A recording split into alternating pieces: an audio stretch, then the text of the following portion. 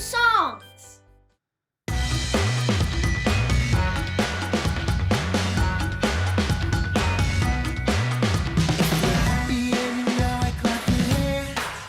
If you're happy and you know it, clap your hands.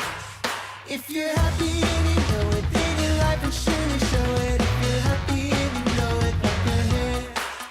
If you're happy and you know it, stomp your feet. If you're happy and you know it, stomp your feet. If you're happy and you know it, then your life will surely show it. If you're happy and you know it, stomp your feet. If you're happy and you know it, shout amen. If you're happy and you know it, shout amen. Amen. If you're happy and you know it, then your life will surely show it. If you're happy and you know it, shout amen. Amen. If you're happy and you know it, 2 or 3. Amen. If you're happy and you know it, 2 or 3. Amen. If you're happy and you know it, then your life will surely show it. If you're happy and you know it, 2 or 3.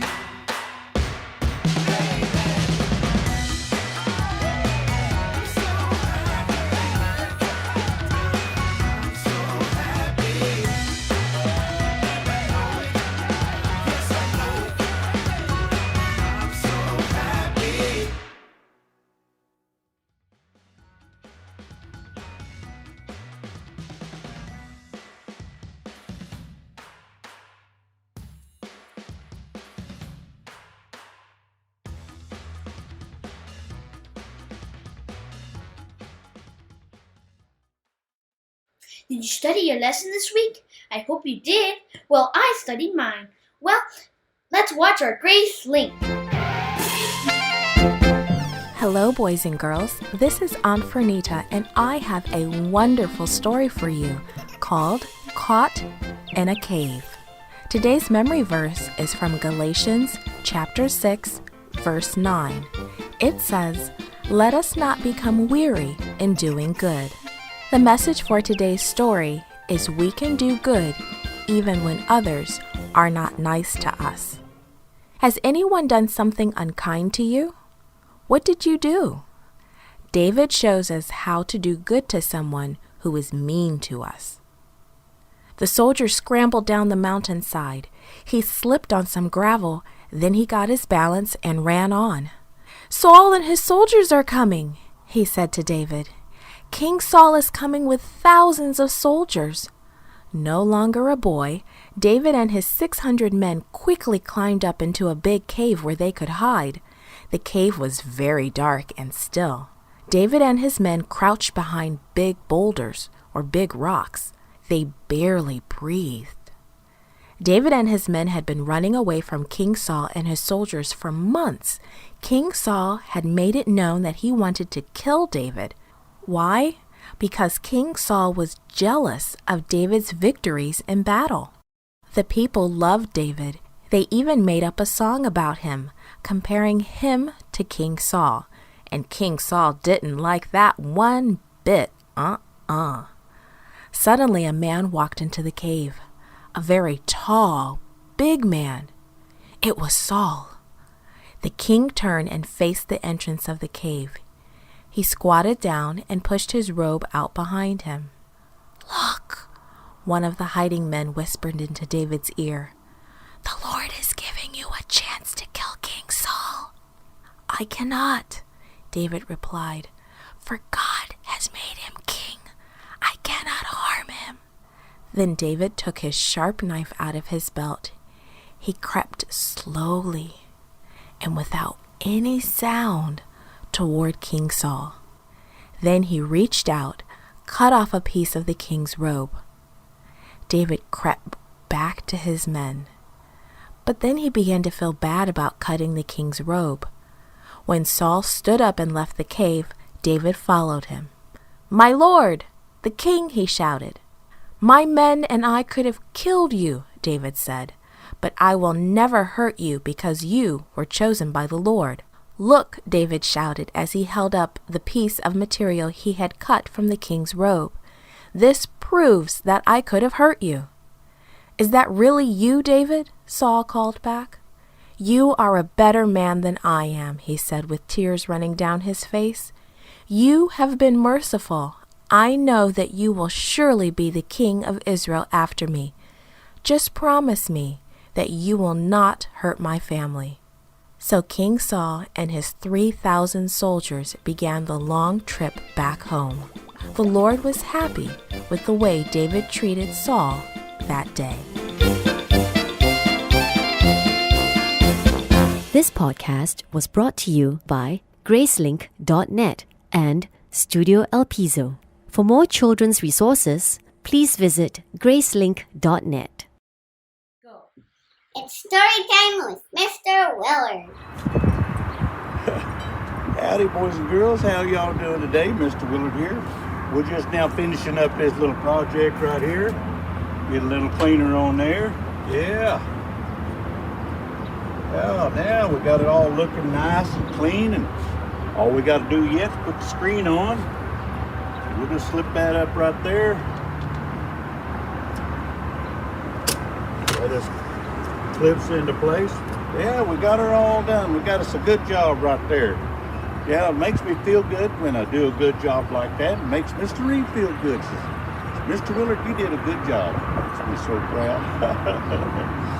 You know, Paul was an apostle in the Bible, and he was an older feller. He had a younger guy that he was kind of mentoring and helping and everything. And this younger guy was named Timothy. And he wrote Timothy a letter. He said, "Timothy, always do your best. When you do any kind of a job, always do your best. And think about how you can do it and how you can do a good job." The words that he put it in is like this: "Study to show thyself approved, a workman that needeth not to be ashamed." And that means, boys and girls, that when we have a job to do, we always want to do our best. Yeah. Now, what is a workman? Now, boys and girls, anyone that does work is a workman. If you do something for mom or dad, you're a workman. If you clean up your room, you're a workman. Or carry out the trash, or mom says, "Honey, would you get me a glass of water?" Or "Would you bring me that pan over there?" Or "Would you help me do something? Would you help me clean the kitchen?" You're a workman. Yeah. And Paul's saying, any workman, do your best. Yeah, always do your best. Because when we do our best, it makes us feel good, doesn't it? When we do a good job, and we know we did a good job, it makes our parents proud of us. It's, "Oh man, look at that, that's a good job." But it also makes Jesus proud of us. You know, when Jesus made the earth, made this blue sky and the green grass, he did a good job, didn't he? A good job. When he made us, he did a good job. And it makes him proud of us when we do a good job too. And Paul's saying, telling Timothy, he said, study to show thyself approved. So he's telling Timothy, think about ways that you can do better. Now, when he was writing to Timothy, it not only applied to church work, but it applied to practical work too. Like fixing something around the house, or cleaning the yard, or cleaning our room, or anything that we do that's work. Paul's saying, always do your best. Because boys and girls, it makes Jesus proud of us. Also, it makes our parents proud of us, but most importantly, it makes us proud of ourselves too, when we know we've done a good job. Yeah, always do your best, boys and girls. Till next time, y'all be good.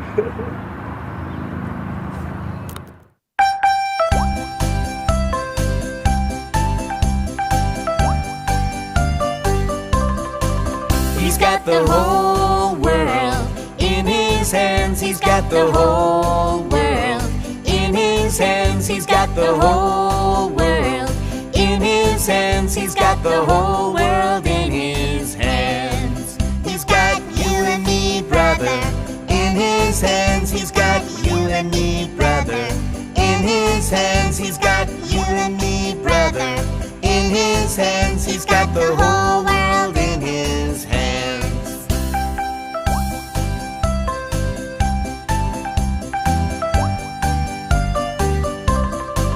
He's got you and me, sister, in his hands. He's got you and me, sister, in his hands. He's got you and me, sister, in his hands. He's got the whole world in his hands. He's got the itty bitty baby his hands he's got the itty bitty baby.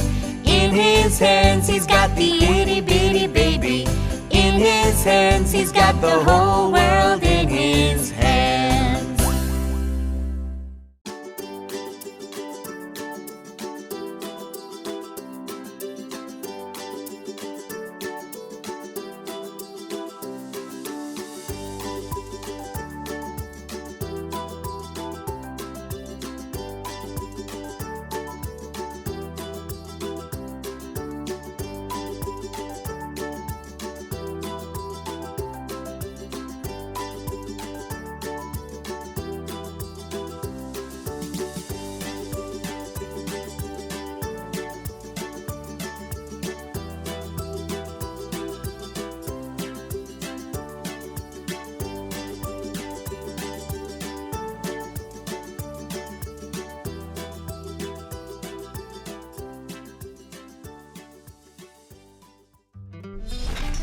Slapstick Theater.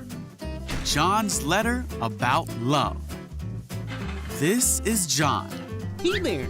John was a disciple of Jesus. He heard Jesus' teaching Oh yeah. and saw how much Jesus loved people. Wow. John spent the rest of his life telling others about Jesus. John wrote letters to people who believed in Jesus to encourage them and teach them. In one of his letters, he wrote about real love. He said that we know what real love is because Jesus gave up his life for us, so we should do the same for others. If someone has enough money to live well and sees another in need but doesn't help, Sarah. how can God's love really be in that person? John said, let's not merely say that we love each other, but let's show our love for people through our actions. Thank you for joining us. We had a great time with you. See you next week.